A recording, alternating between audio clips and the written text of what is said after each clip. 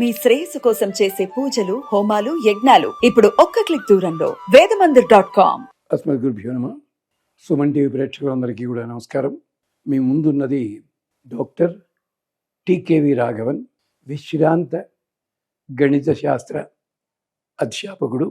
గత తరంలోని 11 మంది దిగ్దంతుల దగ్గర బ్రహ్మసూత్రములు, అలాగే ద్రవిడ ప్రబంధము, అదే పద్ధతిలో పురాణములు తెలుసుకుని వృత్తిరీత్యా ఇంజనీరింగ్ కాలేజీలో పనిచేస్తూ ఇలాంటి ఛానల్స్కి, అలాగే బయట కూడా ఎవరైనా అడిగినట్టయితే వాళ్ళకు కూడా ధర్మశాస్త్ర విషయాలు, సందేహాలు తీర్చుతూ ఉంటాం.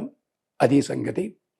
దీని వెనకాల అంతమంది పండితుల శుభాశీస్సులు ఉన్నాయి గనక చెప్పే ప్రతి మాట కూడా ఆధారం లేకుండా చెప్పడం అలవాటు లేదు అని జ్ఞాపకం చేస్తూ, దీంట్లో చెప్పిన విశేషాలకు సంబంధించి మీరొక్కసారి మూలము వెతుక్కోగలిగితే మూలము చూడండి. తరువాత ఇతర విశేషాల గురించి అడిగినట్టయితే అడగవచ్చును. 3వ ప్రశ్న, సొంత ఇంటి కల నిజం కావాలి. సొంత ఇల్లు కొనుక్కోవాలంటే మనకి దానికి తగిన డబ్బు ఉండాలి, దానికి తగిన స్థలం కావాలి, లేదు కట్టిన ఇల్లేనా కానీ మాకు ఉండాలి. ఏమన్నా ఉందా మార్గం అని అడుగుతున్నారు. ఉంది. ఎవరికీ తెలియని ఒక అందమైన రహస్యం ఒకటి ఉంది. అది ఎందుకో మరి పెద్దలు ఎవళ్ళు చెప్పటం లేదు. ఇది పద్మపురాణంలో చెప్పారు, శ్రీమద్ రామాయణంలో ఉంది. ఏమిటంటే, రామచంద్ర స్వామి, సీతమ్మ వారు, లక్ష్మణుడు అరణ్యానికి బయలుదేరారు. అరణ్యంలో ప్రవేశించారు. ఇది ఎక్కడ? మొదటగా చిత్రకూటంలో కొన్నాళ్ళు ఉన్నారు. తర్వాత మళ్ళీ వెళ్ళిపోయారు. దండకారణ్యంలోకి వచ్చారు. అరణ్యంలోకి వచ్చిన తర్వాత లక్ష్మణ స్వామిని మనం ఉండడానికి తగిన ఇల్లు కట్టు అని చెప్తాడు రామచంద్ర స్వామి. ఇది అరణ్యకాండలో 13, 14, 15 సర్గల్లో వస్తుంది. మీరు 15వ సర్గ ఒక్కటి అరణ్యంలో పద్మశాల నిర్మించే సన్నివేశం. ఆ సన్నివేశాన్ని మొత్తం 90 రోజుల పాటు చదవాలి. ఒకటే రోజు, రోజుకి ఒకసారే చదవాలి. 90 రోజులు చేయాలి. ఇది పద్మశాల నిర్మాణము. ఎన్నో శ్లోకాలు ఉంటాయని కంగారు పడకండి. 20 శ్లోకాలు కూడా ఉండవు. గమనించండి. అది లక్ష్మణస్వామి ఇల్లు కట్టడం. రామచంద్ర స్వామి తెగ సంబరపడతాడు ఆ ఇల్లు చూసి. ఇది అన్నాడు చేయాలి. 45 రోజులు కానీ 90 రోజులు కానీ, వీలైతే 90 రోజులు చేయండి. 45 రోజులే అయిపోవచ్చు. అది దానికోసం ఏం చేయాలంటే, 2 మట్టి ఇటుకలు తీసుకొచ్చి దేవుడి గదిలో కానీ, లేదా పూజ చేసుకునేందుకు పెట్టిన దాని మీద కానీ పెట్టి, పసుపు, కుంకుమ, గంధం చిటికెడు చిటికెడు 3 సార్లు వెయ్యండి. అప్పుడు ఈ సర్గ చదవండి, ఈ చాప్టర్. దాంతోపాటుగా ఇంకో చిన్న మంత్రం ఉంది. అది 108 సార్లు చదవాలి. ఓం నమో భగవతే కూర్మరాజాయ మందరధారకాయ సర్వదోషాన్ వారయ వారయ. మళ్ళీ ఒకసారి వినండి. ఓం నమో భగవతే కూర్మరాజాయ మందరధారకాయ సర్వదోషాన్ వారయ వారయ.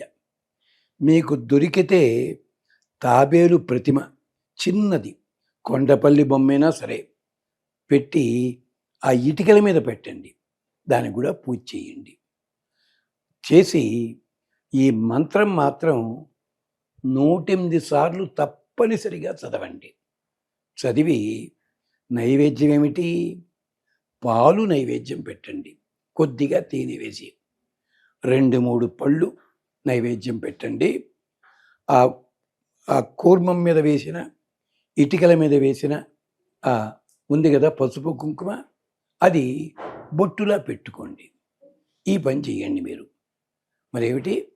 ఓం నమో భగవతే కూర్మరాజాయ సర్వదోషాన్ వారయ వారయ. దీనివల్ల మీకు ధనప్రాప్తి కలుగుతుంది, ఇల్లు కట్టుకోవడం కూడా జరుగుతుంది, క్షేమం కలుగుతుంది.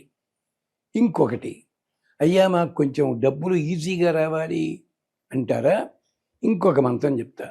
కార్తవీర్యార్జునో నామ రాజా బాహు సహస్రవాన్ తస్య స్మరణ మాత్రేణ హృతం నష్టంచ లభతే. ఇది 11 సార్లే చాలు. కార్తవీర్యార్జునో నామ రాజా బాహు సహస్రవాన్ తస్య స్మరణ మాత్రేణ హృతం నష్టంచ లభతే.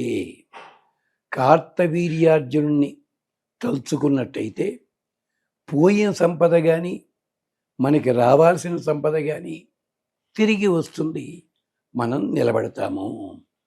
అంటే వరుసగా 3 చెప్పడం జరిగింది. దీంట్లో తప్పనిసరిగా లక్ష్మణస్వామి ఇల్లు కట్టిన విధానం ఉంది కదా, అది చదివి తీరాలి. ఇటుకల కోసం మీరు చేసేది కష్టపడేదేం లేదు. 3 చిటికల పసుపు, 3 చిటికల గంధము, 3 చిటికలు కుంకుమ వేస్తున్నారు అంతే. అప్పుడు మీరు ఇల్లు కట్టుకోవడం ప్రారంభిస్తే ఈ ఇటుకలు పునాదిలో వేయండి. లేదు కట్టిన ఇల్లే కొనుక్కున్నారనుకోండి, ఇది తులసి కోట దగ్గర పెట్టుకుని జాగ్రత్తగా ఎప్పుడూ పూజ చేసుకోండి. లేదంటారు, ఈ 2 ఇటుకలు కూడా ఇంటి లోపల సూరు కానీ అటక కానీ ఉంటే అక్కడ పెట్టుకోండి. ఉన్నన్నాళ్ళు ఉంచుకోవచ్చు, తప్పేమీ లేదు. దీనివల్ల ఖచ్చితంగా ఇల్లు కట్టుకోగలరు, లేదా కొనుక్కోగలరు, లేదా నిర్మించుకోగలరు. ఇది విశేషము. అంటే కూర్మ మంత్రం చదివినందువల్ల ప్రయోజనం ఏమిటి అంటే, క్షీరసాగర మధురం జరిగిందే, ఇంద్రుడు పోగొట్టుకున్న సామ్రాజ్యం తిరిగి వచ్చింది, దేవతలకందరికీ అమృతం దొరికింది, ఒక్కొక్కళ్ళకి ఏమేం కోరికలు ఉంటే అవన్నీ వచ్చాయి. మహర్షులకి కామధేను వచ్చింది, కల్పతరు వచ్చింది, కల్పతరువు కింద కూతుని కోరినవన్నీ వస్తాయి. ఇన్ని ప్రయోజనాలు. అంచేత కూర్మరాజా, ఎలాగైతే నువ్వు స్థిరంగా ఉండి భూమిని కాపాడుతున్నావో నా ఇంటిని కూడా కాపాడు అని ప్రార్థన చేస్తున్నాం. ఇవి చాలా సులభమైనవి. ఎంచేత మీరు ప్రశ్నలోనే ఒక ప్రశ్నలో 2 ప్రశ్నలు వేశారు. తప్పనిసరిగా చెప్తున్నాం, ఇది విశేషం. ఆ తాబేలు బొమ్మను కూడా మీరు ఇంట్లో అట్టే పెట్టుకోవచ్చు, లేదా పని అయిన తర్వాత దగ్గరలో ఉన్న దేవాలయంలో హుండీలో వేసేసి నమస్కరించండి, మంచి పని జరుగుతుంది. మీ దగ్గర సెలవు తీసుకుంటాడు టీకేవి రాఘవన్. స్వస్తి.